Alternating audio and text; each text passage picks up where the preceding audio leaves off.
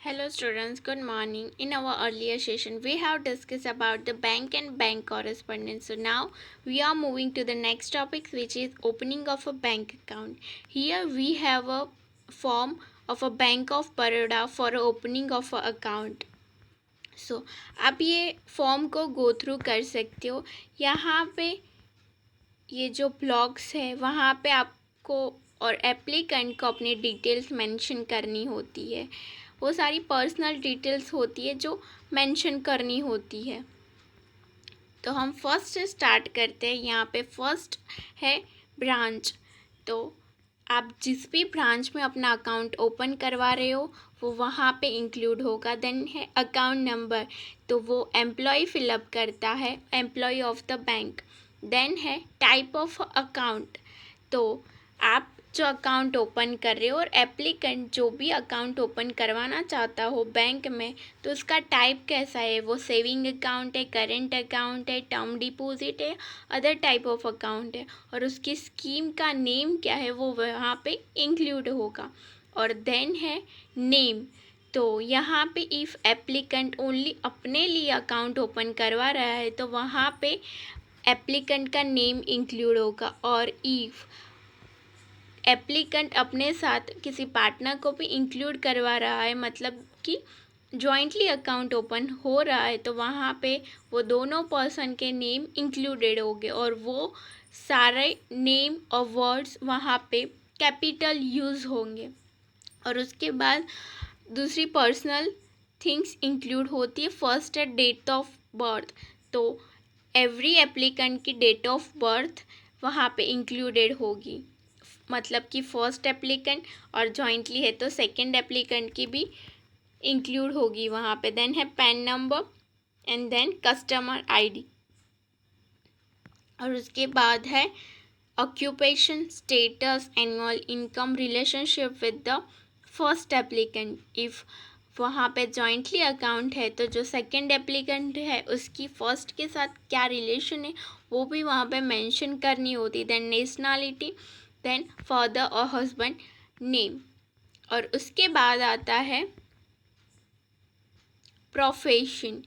तो जो पर्सन है वो सेल्फ एम्प्लॉयड है और प्रोफेशनल है और पॉलिटिशियन है और सैलरी मैन है.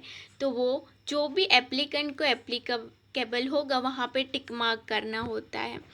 और देन है कि जो एप्लीकेंट है वो माइनर है, सीनियर सिटीज़न है और फॉरेनर है.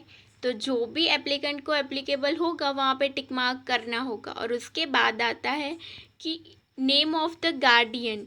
तो गार्डियन कब इंक्लूडेड होंगे, जब एप्लीकेंट माइनर होता है तो उस टाइम पे गार्डियन की एंट्री होती है.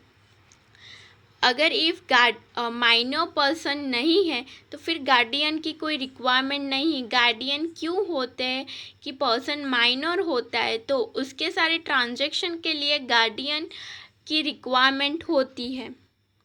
तो अगर माइनर एप्लीकेंट है तो name of the guardian should be included और गार्डियन की डिटेल्स भी वहाँ पे मेंशन होगी. और गार्डियन जो है उसका एप्लीकेंट के साथ क्या रिलेशन है, मदर है, फादर है, कोई लीगल रिलेशन है.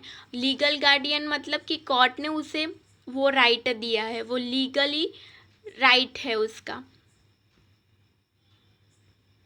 ओके. और अदर रीज़न, तो वो जो भी रीज़न हो, जो भी रिलेशन हो वो वहाँ पे मेंशन करना होगा. और देन है name and address of employer. तो फर्स्ट एप्लीकेंट तो उसका name and address, then second applicant तो जो भी वहाँ पे एप्लीकेबल होगा वो वहाँ पे मेंशन करना होगा. और उसके बाद आता है ऑपरेटिंग इंस्ट्रक्शन. तो यहाँ पे जॉइंटली अकाउंट है तो आप उसे सेल्फ इंस्ट्रक्ट करना चाहते हो, सेल्फ मतलब खुद ही हैंडल करना चाहते हो और जॉइंटली हैंडल करना चाहते हो, वो वहाँ पे मेंशन करना होता है, वो एप्लीकेंट की डिज़ायर होती है.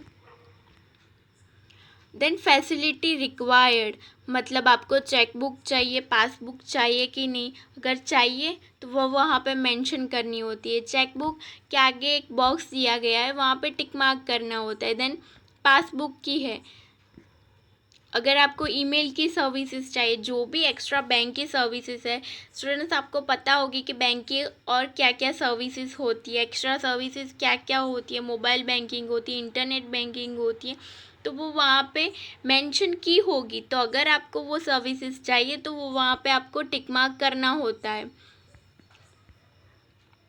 देन यहाँ पे इंटरनेट बैंकिंग है, बड़ौदा कनेक्ट है, बड़ौदा कनेक्ट की बैंक एक ऐप भी है।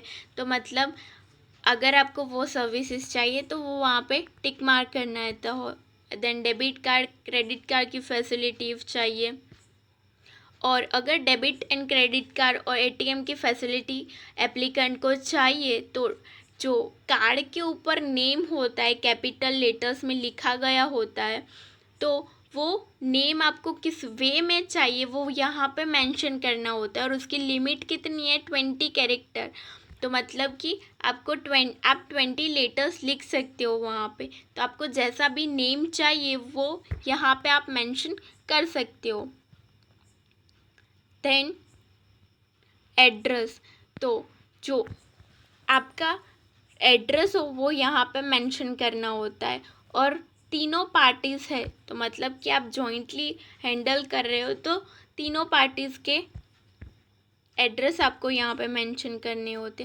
देन कम्युनिकेशन एड्रेस, मतलब ऐसा हो सकता है कि आपका अभी करेंटली एड्रेस डिफरेंट हो और कम्युनिकेशन मतलब परमानेंट एड्रेस भी डिफरेंट हो, तो आपको वो सारे एड्रेस यहाँ पे मेंशन करने होते हैं। और एड्रेस के बाद आता है अदर इंफॉर्मेशन, तो आपकी एजुकेशन कितनी है, देन मंथली इनकम कितनी है, expected annual turnover, if salaried employed with, तो मतलब आप सैलरीड एम्प्लॉय हो तो आप किस फीम में वर्क कर रहे हो, पब्लिक सेक्टर है, प्राइवेट सेक्टर है, एमएनसी है, तो जो भी एप्लीकेबल होता है वहाँ पे टिक मार्क करना होता है। देन इफ़ प्रोफेशनल, तो आपका प्रोफेशन क्या है, डॉक्टर है, इंजीनियर है, क्या प्रोफेशन है, तो पर्टिकुलर के अकॉर्डिंग आपको टिक मार्क करना है। इफ़ बिजनेसमैन है तो आपका बिजनेस कैसा है, आप एजेंसी रन कर रहे हो, देन मैन्युफैक्चरर हो, ट्रेडर हो, जो भी एप्लीकेबल हो वो वहाँ पे आपको टिक मार्क करना आता है।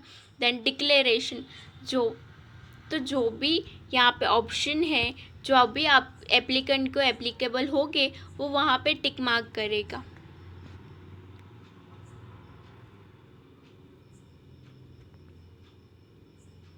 और उसके बाद टर्म्स एंड कंडीशन आती है और वो टर्म्स एंड कंडीशन रीड करने के बाद लास्ट में सिग्नेचर आती है। और सोल मतलब कि जो फर्स्ट होल्डर होता है अकाउंट का वहाँ पे उसकी साइन होगी, then second applicant and third applicant की। और उसके बाद क्या है, तो विटनेस के साइन, मतलब कि केवाईसी, नो योर कस्टमर्स, मतलब कि यहाँ पे जिस बैंक में आप अकाउंट ओपन करवा रहे हो तो उस बैंक में जो ऑलरेडी अकाउंट होल्डर हो उसकी डिटेल्स यहाँ पे मेंशन करनी होंगी।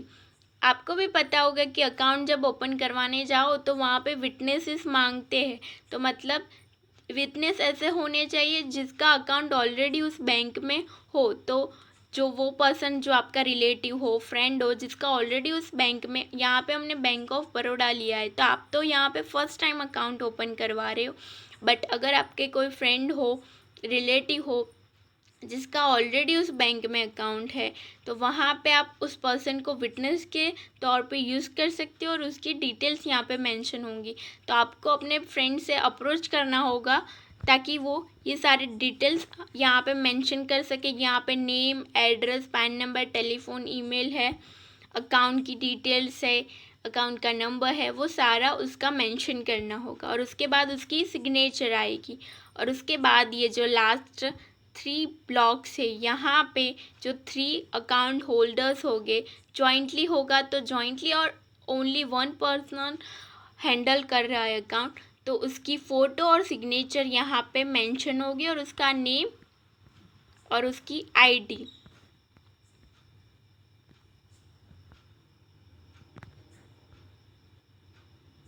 और इफ़ यहाँ पे आप कोई नॉमिन किसी और पर्सन को, आपने यहाँ पे अकाउंट ओपन करवाया बैंक ऑफ बड़ौदा में, बट आप अपने चाइल्ड को भी नॉमिनेट करना चाहते हो, मतलब इफ़ आपको फ्यूचर में कोई कुछ प्रॉब्लम हो तो आपका जो अकाउंट है वो आपके चाइल्ड को, मतलब कि आपके जो सर्विसेज हो वो आपका चाइल्ड आपका अकाउंट कैरी ऑन कर सके, तो उसके लिए आपको क्या करना है कि आप अपना अकाउंट अपने चाइल्ड को देना चाहते हो फ्यूचर में, तो वहाँ पे आपको अपना नॉमिनी अपॉइंट करना होगा।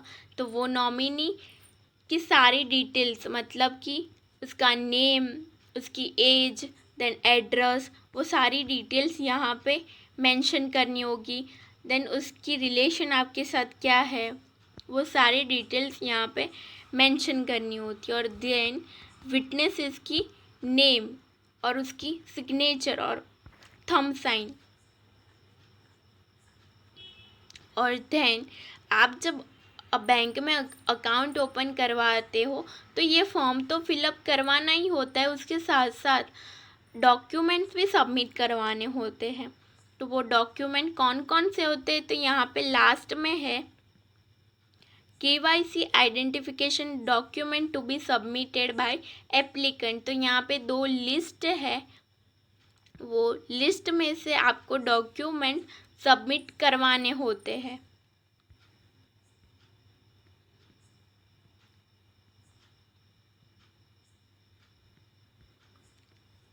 तो ये फॉर्म फिलअप करवाने के बाद ये डॉक्यूमेंट्स भी इसके साथ अटैच करवाने होते हैं। और ये जो टेबल है वो उसी के लिए है कि आपने कौन कौन से डॉक्यूमेंट अटैच करवाए हैं। जो भी आपने डॉक्यूमेंट अटैच करवाए होंगे उसके सामने आपको टिक मार्क करनी होगी।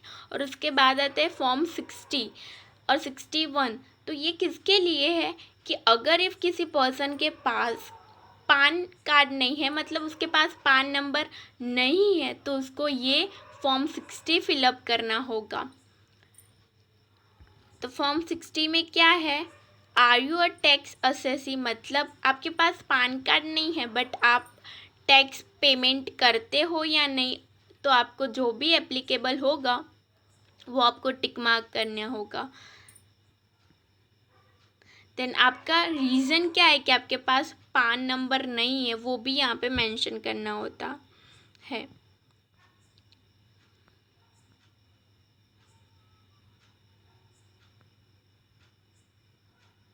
देन फॉर्म 61 में क्या है, filed by a person who has only agricultural income and no other income chargeable to income tax। तो जिस पर्सन की ओनली एग्रीकल्चरल इनकम हो और दूसरी कोई इनकम ना हो तो वो फॉर्म 61 फिलअप करता है। और उसके बाद डिक्लेरेशन आता है और उसकी सिग्नेचर आती है, डेट एंड प्लेस मेंशन करनी होती है। तो ये हुआ बैंक अकाउंट की एप्लीकेशन का फॉर्म। और उसके बाद ये जो लास्ट में है वो ऑफिस यूज़ के लिए। तो आप जब इतनी डिटेल्स मेंशन करोगे और अपनी सारे डॉक्यूमेंट्स अटैच करवा दोगे तो उसके बाद सारी प्रोसीजर फर्दर प्रोसीजर बैंक का एम्प्लॉय कैरी ऑन करेगा। तो ये हमारा हुआ opening of a bank account. और ये सारे पर्सन के लिए सेम होता है, ऐसा नहीं है कि आपके कोई और टाइप का फॉर्म फिलअप करो, आपके फ्रेंड कोई और टाइप का फिलअप करे, ये एवरी इंडिविजुअल के लिए सेम होता है।